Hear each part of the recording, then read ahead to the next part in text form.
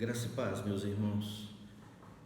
Infelizmente, nós não podemos estar presencialmente juntos, no mesmo espaço físico, mas certamente espiritualmente nós estamos unidos, a igreja permanece viva, ela está, é claro, debaixo dos cuidados do Senhor, e também nós somos a Igreja Batista da Ressurreição. Nós devemos perseverar em oração, estarmos juntos. É impressionante como que algo tão pequeno pode parar o mundo, afeta a economia, fecha o comércio e afeta a vida de todos nós. E por isso eu quero pensar com vocês nesse momento sobre algumas coisas pequenas, mas a sabedoria que nós podemos ter em coisas pequenas. E para isso, nós vamos ler Provérbios, capítulo 30, dos versos 24 ao 28, nos diz assim: há 4 coisas na terra que são pequenas, mas extremamente sábias. As formigas são um povo sem força, mas no verão preparam seu alimento. Os coelhos, um povo sem poder, mas vivem em penhascos. Os gafanhotos, que não têm rei, mas avançam todos enfileirados. A lagartixa, que pode ser apanhada com as mãos, mas anda nos palácios dos reis. Coisas pequenas, mas extremamente sábias, como nos diz a palavra de Deus. A natureza, meus irmãos, ela está cheia de exemplos de sabedoria para a nossa vida. Às vezes nós somos presunçosos, às vezes somos distraídos e às vezes, por orgulho, nós não prestamos atenção nesses exemplos que podem nos ensinar tanto. Não resta dúvida alguma que o ser humano, ele é a obra da criação de Deus, a maior obra, a obra-prima. Então não há nenhum ser criado que se compare ao ser humano, mas isso não quer dizer que ele saiba tudo. Isso não quer dizer que ele não precise aprender com seres pequenos, a natureza criada por Deus. Nós procuramos conhecimento, às vezes, em coisas grandes, nos impressionamos com a grandeza, e isso muitas vezes nos impede de ver as maravilhas da vida comum que nos cercam todos os dias. Em todo o seu ministério terreno, o Senhor Jesus, ele usou ilustrações comuns, usou muitas vezes coisas pequenas ao alcance de todas as pessoas. Uma semente, uma flor, pardais, um galho de uma árvore, uma fruta. Ele compara o reino de Deus a uma semente, algo tão grande. É o reino de Deus, mas comparado a algo que a princípio é tão pequeno. Ele compara o reino de Deus com um fermento, algo imperceptível que é misturado à massa e que se torna tão grande, que traz o crescimento a ela. E através dessas simples e pequenas coisas, nosso Senhor, ele tirava lições de grande valor para toda a vida. Se nós queremos nos tornar pessoas mais sábias, nós precisamos abrir nossos olhos, não somente para o que há de gigante, não somente para tudo que há de imponente ao nosso redor, que nos chama tanto a atenção, porque nós podemos encontrar grande sabedoria naquilo que nós podemos ver todos os dias, e isso está ao alcance de todos. Então vamos pensar sobre isso um pouco, sobre as grandes lições que nós podemos ter em seres pequenos. Ele diz aqui no verso 24, há 4 coisas na terra que são pequenas, mas extremamente sábias. E aí nós precisamos reconhecer o grande perigo que nos ronda, nos cerca, ronda nossas igrejas, que hoje é a autossuficiência, é essa falsa sensação de que nós temos tudo, que nós sabemos tudo, que nós não precisamos de mais nada.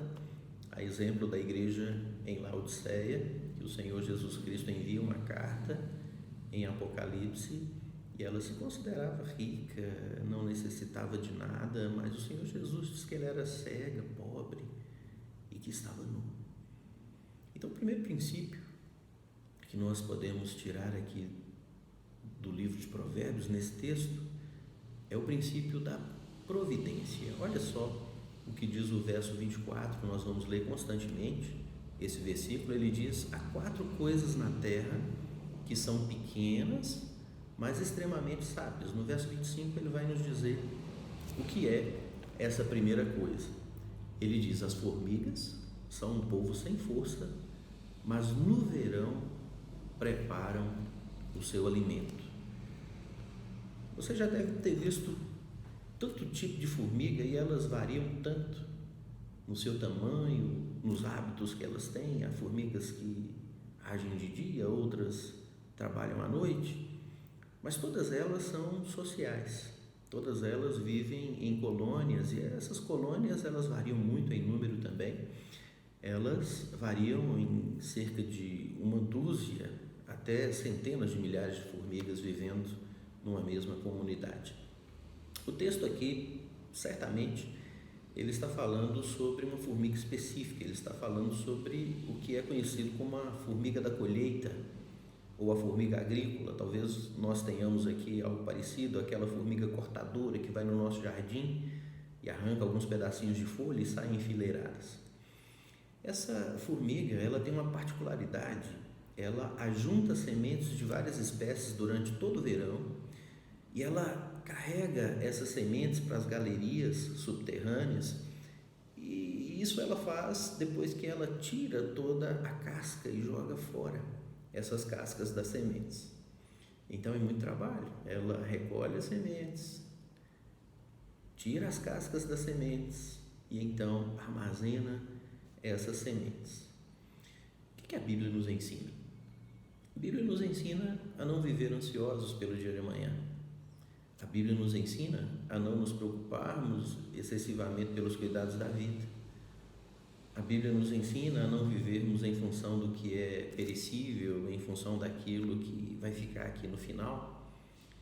Mas isso não é base, meus irmãos, para dizer que nós devemos viver uma vida irresponsável, sem nos prevenir quanto a incidentes e aos dias futuros, que podem ser dias difíceis. Nós chegamos a dias difíceis e nós precisávamos estar pelo menos minimamente preparados para esse momento, porque não viver ansioso não é viver de forma negligente. Não viver ansioso não é viver de forma irresponsável. Nosso coração, como crentes que nós somos, ele deve estar no céu, claro, mas certamente nossos pés, eles estão aqui na terra, e isso exige de nós algumas atitudes muito práticas. Há pessoas que vivem aqui como se nunca fossem envelhecer, como se nunca fossem adoecer, ou sequer passar por dificuldades. Por isso, muitas pessoas não se previnem quanto a surpresas desagradáveis futuras, e todos nós estamos sujeitos a ela. A grande lição a ser aprendida com essa formiga é a lição da providência, o que nos ensina a ansiar pelo céu, mas nunca deixar de trabalhar na terra. Ansiamos pelo céu, mas trabalhamos na terra. Há uma grande diferença entre viver ansioso e viver de forma irresponsável. Assim como as formigas, nós também somos seres sociais, de maneira que a nossa maneira de viver, ela afeta não só a nós, mas ela afeta toda a comunidade. E por isso é muito sensato planejar para o futuro, buscando sempre a direção de Deus, porque o que eu faço não diz respeito só a mim, o que eu faço diz respeito à minha casa, o que eu faço diz respeito à igreja que eu faço parte, o que eu faço diz respeito à sociedade. Então, medidas de prevenção, de precaução, precisam ser abraçadas por nós, visando o futuro. E é preciso que, enquanto nós temos forças, condições, nós precisamos trabalhar para promover uma vida digna para nós, para aqueles que estão ao nosso redor e, em consequência, para a nossa comunidade. É preciso que deixemos um legado que faça diferença na vida das pessoas. Então, não espere que o dia da angústia lhe pegue desprevenido. Não deixe que isso aconteça. Planeje, estude, trabalhe, se prepare para o amanhã, glorificando sempre a Deus em todas as coisas. Faça tudo isso, mas tendo o objetivo de glorificar a Deus. O segundo princípio que nós temos aqui, o princípio da segurança. Olha só o que é que nos diz, de novo, o verso 24: há 4 coisas na terra que são pequenas, mas extremamente sábias. Agora veja o verso 26: os coelhos, um povo sem poder, mas vivem nos penhascos. Os coelhos, irmãos, são criaturas frágeis, são limitados, não têm poder algum. Você nunca viu um coelho lutando com um leão, você nunca verá um coelho enfrentando uma onça, porque um coelho não tem força muscular, um coelho não tem garras poderosas, um coelho não tem presas afiadas. Então, que tipo de resistência natural o coelho pode oferecer a seus predadores? Então pense bem, se ele habitar junto deles, ele será uma presa fácil. Ele não tem chance de sobrevivência habitando junto com os predadores. E por isso, de forma sábia, onde é que ele habita? Nos penhascos. Lugar de altitude elevada, lugar de difícil acesso aos predadores. Isso é o que lhe possibilita a sobrevivência, mesmo sem nenhum poder. Nós, como seres humanos, nós temos poder sobre muitas coisas, nós conseguimos dominar muitas coisas. Inclusive, tudo o que é criado, todas as criaturas estão debaixo do poder do ser humano, que Deus nos deu esse poder, esse domínio. Mas, quando nós olhamos para a nossa vida diante de tantos perigos e diante de inimigos tão poderosos, o salmista ele chega a dizer: olha, eleva os meus olhos para os montes, de onde me vem o socorro. Então, quando nós atentamos para essa realidade maior, nós devemos admitir que, assim como o coelho diante do seu predador, nós não temos poder algum. O que é, irmãos, a força humana diante de um ser que, ao ser criado por Deus, era referência de beleza e poder? O que é o nosso poder humano diante do grande inimigo das nossas almas? O que fazer? Nós devemos agir com sabedoria, assim como o coelho que habita em penhascos. Nós precisamos procurar habitar em lugar onde o nosso inimigo não possa nos tocar. E onde é esse lugar, pastor? Esse lugar é diante de Deus. Esse lugar é nas alturas. Eleva os meus olhos para os montes e pergunto: de onde me vem o socorro? Ele responde: o meu socorro vem do Senhor que fez os céus e a terra. Irmãos, a vida aqui é uma jornada. Há tantos perigos, há tantas coisas escondidas em cada curva da estrada. Nós precisamos de proteção para chegar ao final com segurança. Nós devemos nos precaver sobre o lugar onde nós habitamos. Se nós habitamos nas alturas da presença de Deus, ou se nós estamos aí vivendo com pés lameados pela profundeza do pecado. Então não há para nós nenhum outro lugar de segurança senão nas alturas onde Deus está. Aquele que não vive diante do Senhor, ele é presa fácil para o inimigo das nossas almas. Mas a presença do Senhor é lugar inacessível. Ali nós estamos protegidos, embora sem poder algum, embora frágeis, limitados, ali nós estamos seguros. Salmo 91, verso 1, todos nós conhecemos. Ele nos diz: aquele que habita no esconderijo do Altíssimo, à sombra do Onipotente descansará. Aquele que não procura viver em sujeição a Deus, que não procura estar protegido por suas mãos, refugiado em sua sombra, aquele que julga ser autossuficiente, ele está fadado ao fracasso de ser consumido pelo inimigo, não tem outra alternativa. Então, irmãos, não são os recursos o que mais importa é a dependência de Deus. Habite onde Deus está. Terceiro princípio, e eu quero aqui agora pular para o último e depois nós voltamos para o penúltimo, e eu vou explicar a você depois por que nós vamos fazer isso. Mas o terceiro princípio que nós encontramos aqui é o princípio da versatilidade. De novo, o verso 24, ele diz: há 4 coisas na terra que são pequenas, mas extremamente sábias. Agora veja o verso 28. A lagartixa, que pode ser apanhada com as mãos, mas anda nos palácios dos reis. Você pode encontrar uma lagartixa em um muro, você pode encontrar lagartixa em terreno baldio, lotes abandonados, você pode encontrar lagartixas em jardins muito belos, você pode encontrar lagartixas em casas simples, você pode encontrar lagartixas em mansões, você pode encontrar lagartixa andando no chão, você encontra lagartixa subindo paredes e você encontra lagartixa até de cabeça para baixo, pendurada no teto. E isso aqui nos mostra que, apesar de tão pequena, ela é também muito versátil, ou seja, ela é capaz de se adaptar a tantas e tantas coisas, a tantas condições, a tantas situações. E aqui nós precisamos aprender sabedoria, porque nas várias fases da vida do ser humano, nós podemos ser submetidos a várias situações que vão exigir versatilidade de nós. Eu não tenho dúvida alguma de que esse momento que nós estamos vivendo exige versatilidade de nós. E aí é preciso, a exemplo da lagartixa, ter capacidade de se adaptar, conviver bem com a situação, e é preciso que nós saibamos que, no que diz respeito a esse mundo, meus irmãos, nada é permanente, nada.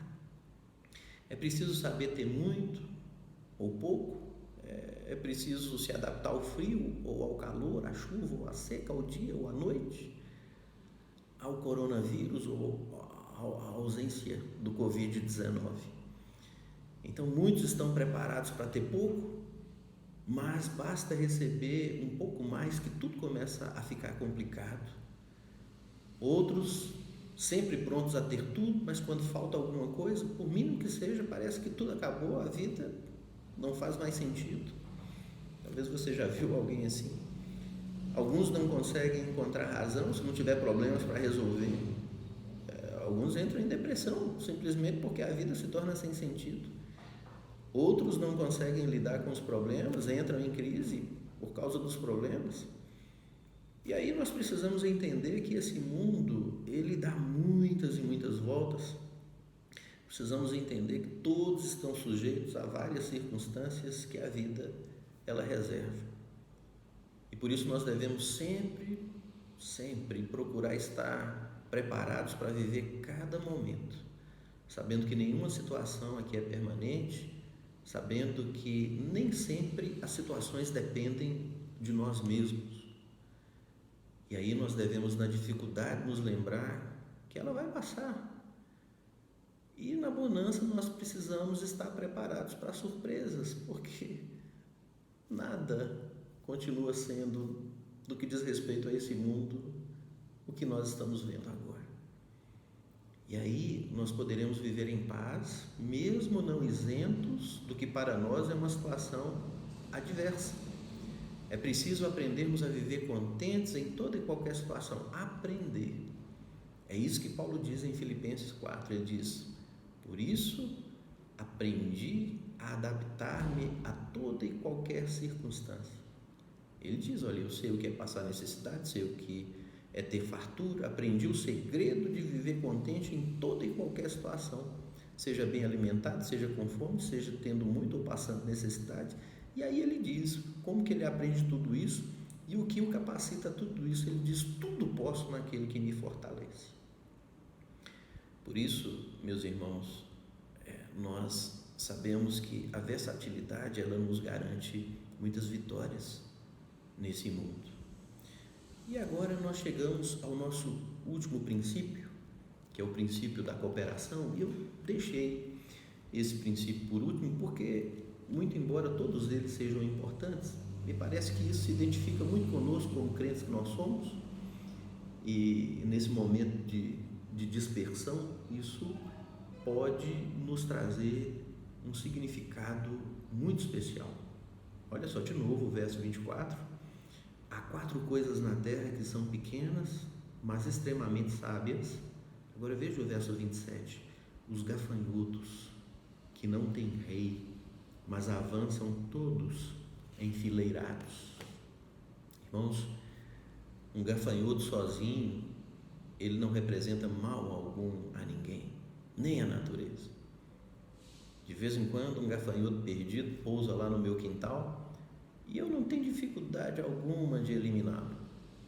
Agora, quando avançam juntos em fileiras, gafanhotos causam terror e destruição. Populações são aterrorizadas, plantações são dizimadas. A grandeza da destruição de uma nuvem de gafanhotos é tão significativa que a 8ª praga do Egito, meus irmãos, quase que a última. Há um tempo atrás, eu li uma manchete numa revista e ela dizia o seguinte: olha, nuvem de gafanhotos causa pânico e terror aos moradores da cidade do Cairo. E nós podemos entender o terror que essa nuvem de gafanhotos causou na cidade do Cairo. Mas tente imaginar comigo, seria um absurdo, é impossível algum dia qualquer um de nós ler uma notícia dessa natureza, caso a invasão fosse feita por apenas um gafanhoto. Você imagine a notícia, a manchete dizendo: um gafanhoto causa pânico e terror aos moradores de tal cidade. Seria uma piada. E aqui nós temos um princípio da sinergia. O que é o princípio da sinergia? Diz que o resultado da união é maior do que a soma de todas as partes separadas. Isso tem muito a nos ensinar sobre nós, sobre como Deus nos fez. Olha só, apesar dos gafanhotos eles não terem um líder, apesar de não terem um rei, apesar de não terem um chefe, eles conseguem atingir seus objetivos porque avançam juntos. Esse é o princípio da cooperação. Porque se não fosse dessa forma, se cada um vivesse isolado por si, eles estariam destinados ao fracasso, à morte certa, rápida. Porque nós podemos matar um gafanhoto, mas o que nós podemos fazer diante de uma nuvem de gafanhotos? E esse princípio talvez seja o que mais ilustra a vida da igreja. Como crentes, irmãos, cada um de nós é sacerdote diante de Deus. Em Cristo nós temos o livre acesso, sem necessidade de qualquer outro intermediário. Nós não temos um rei humano, nós não temos um chefe de crentes, nós não temos aqui nesse mundo alguém a quem nós devamos a nossa devoção absoluta, obediência inquestionável. Nós não temos alguém que pode nos punir se nós não avançarmos. Nós não temos aqui alguém que vai nos punir se nós não fizermos o que nós devemos fazer, embora isso nos traga muitas consequências desagradáveis, consequências desagradáveis pessoais ou coletivas. Mas o que nós precisamos entender, irmãos, é que da mesma forma que os gafanhotos, nós não temos a mínima possibilidade de vitória, a mínima possibilidade de sobrevivência nesse mundo se nós insistirmos em avançar sozinhos. Juntos, nós somos uma grande ameaça para o exército inimigo, tendo Deus como nosso comandante, o Senhor Jesus Cristo como nosso general. Mas sozinhos, nós não passamos de uma piada. A igreja primitiva crescia porque estavam juntos, tinham tudo em comum, e da mesma forma nós só romperemos as portas do inferno avançando juntos contra ela. Essa é uma palavra destinada à igreja: edificarei a minha igreja, e as portas do inferno não prevalecerão contra ela. Foi isso que Jesus disse. Um crente sozinho, ele pode não conseguir romper as portas do inferno, mas a igreja sim. E aqui nós temos esse grande perigo de viver a vida cristã isolada. Essa ideia moderna de ministérios independentes, de desvalorização da igreja. Eu sei que há decepções, mas a igreja é o corpo do nosso Senhor Jesus Cristo e nós precisamos dela. Como o cântico antigo, eu preciso de você, você precisa de mim, nós precisamos de Cristo até o fim. Então essa é a grande estratégia de Satanás, nos dispersar, nos isolar para nos consumir, destruindo nossa vida como de um gafanhoto solitário. Você não precisa, nesse momento de isolamento social, estar sozinho. Você tem a sua igreja, você faz parte de uma igreja e nós vamos avançar juntos. Você não precisa fazer isso sozinho. A igreja, ela não fechou as suas portas. A igreja, ela está reunida. Você faz parte de um corpo. Você faz parte da Igreja Batista da Ressurreição. E aí, meus irmãos, que nós possamos nos unir, que nós possamos buscar os mesmos alvos, ainda que nós estejamos socialmente isolados, e sobretudo que nós possamos avançar, não vamos parar não, que nós possamos crescer e romper as portas do inferno para a glória do Senhor nosso Deus, resgatar dali almas que estão clamando por uma resposta. Nesse momento nós podemos fazer isso juntos. Meus irmãos, que nossos olhos se abram para os grandes ensinamentos que nós podemos receber das pequenas coisas, que através desse pequeno texto nós possamos aprender com as formigas a providência. Então trabalhe. Enquanto você trabalha, não gaste tudo que você ganha, não faça isso não. Guarde um pouco para amanhã. Confie em Deus que suprirá as suas necessidades, mas esteja certo de que jamais o Senhor irá recompensar a preguiça, o Senhor não vai recompensar a negligência, Deus não vai recompensar a irresponsabilidade. Que nós possamos aprender com o coelho a segurança, porque o mundo é um lugar perigoso. Se nossos olhos pudessem ser abertos por um momento para ver a realidade espiritual ao nosso redor, nós ficaríamos aterrorizados, surpresos, porque nós somos fracos, irmãos, nós somos indefesos e nós precisamos habitar em segurança. Não há para nós lugar mais seguro do que nas alturas do relacionamento com o Pai. A palavra de Deus, ela nos ensina: sujeitai a Deus, resistir ao diabo e ele fugirá de vós. Então que possamos habitar escondidos pela sombra do Senhor onipotente. Uma lagartixa, que nós possamos aprender a versatilidade. O mundo dá voltas e voltas e voltas. O que é hoje, amanhã pode não ser mais. Quando nós imaginaríamos que nós estaríamos nessa situação e de forma tão rápida? Então, se você tem muito, preciso saber ter pouco. Se você tem pouco, preciso você aprender a ter muito. É preciso saber que tudo pode mudar. Dificuldade, bonança, fartura e escassez, a saúde plena e a enfermidade. Esteja sempre preparado para glorificar a Deus em todas as situações. Seja sempre um bom crente, dê sempre um bom testemunho, seja qual for a posição que você está nesse momento da história. E por fim, nós devemos aprender, irmãos, com os gafanhotos, o princípio essencial da cooperação. Quem somos nós sozinhos? Seria muita arrogância, muito orgulho acreditar que eu, sendo um ser que fui feito por Deus para viver em comunidade e fui salvo por Jesus para viver no seu corpo, aqui na terra, representado pela igreja, quem sou eu para achar que posso fazer alguma coisa sozinho ou que sou alguma coisa sozinho? Nós somos tão importantes sozinhos, irmãos, como um tijolo é importante separado da parede.